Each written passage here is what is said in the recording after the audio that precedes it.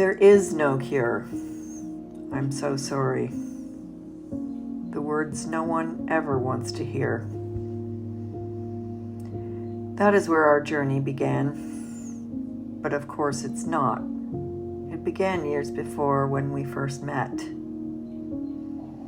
Michael was an incredibly dynamic man, full of the wonder of life, a successful academic and researcher whose work took him all over the world, consulting on broken things, bridges, roads, dams.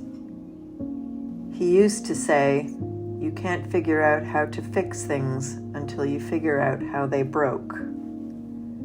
When he found out he was sick, he applied the same scientific approach to his illness.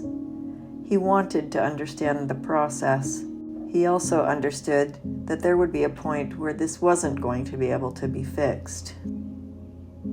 Having had a father who had died a long, painful death from a similar cancer, he knew he wasn't going to put himself or his family through that experience. He let me know that he was going to have MAID when the time came. At the time, it all seemed very surreal. I supported his decision, of course I did.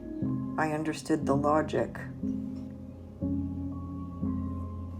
We approached his remaining time as a chance to make as many memories as we could. He loved his family and friends fiercely, so we spent much of that time traveling to where they were. Almost 2 years of squeezing every possible moment out of life. In November 2022, on what was to be our final trip, Michael turned to me one day and said he thought he was nearing the end.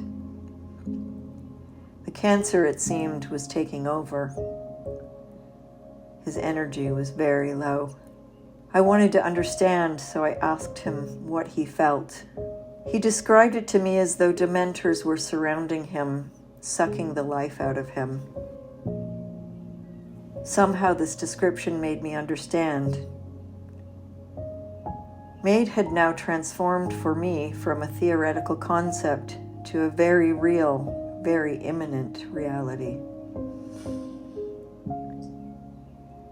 We went home, and 2 weeks later, after a rapid decline, we called the MAID providers. And 2 weeks after that, they came.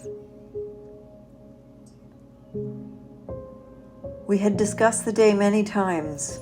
We had chosen the music, planned his goodbyes ahead of time, and planned to spend the last few hours just the two of us. Unfortunately, Michael lost consciousness 2 days before the scheduled date. The day of MAID was not what I hoped. We had signed the papers to allow the procedure to go forward regardless of Michael's consciousness.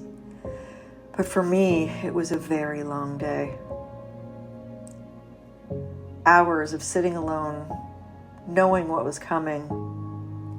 I kept going to check on him, watching him breathe, knowing those breaths were numbered. Seeing distress and knowing this was exactly what he didn't want. I tried to find someone to talk to, asked the palliative team if they could connect me with someone, but no one came through. When the MAID doctor came, he felt like a savior. He sat with my family, explained the procedure, and held my hand. He was caring and calming. Although Michael was unconscious, he still explained everything to him directly. It was peaceful, and I felt relieved when my husband took his last breath. In our life together, Michael had always been the one to fix broken things, but I was the one who helped broken people. Now I was the one who was broken. After the initial shock and fog had cleared a bit, I thought about that doctor and how he had helped me in in that most difficult of times. I realized that trying to help other people through this journey might actually help me too.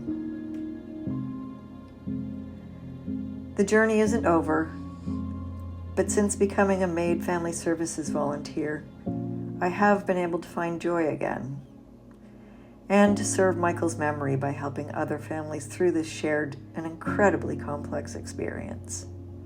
I only hope to be that someone I was looking for in the fog and uncertainty.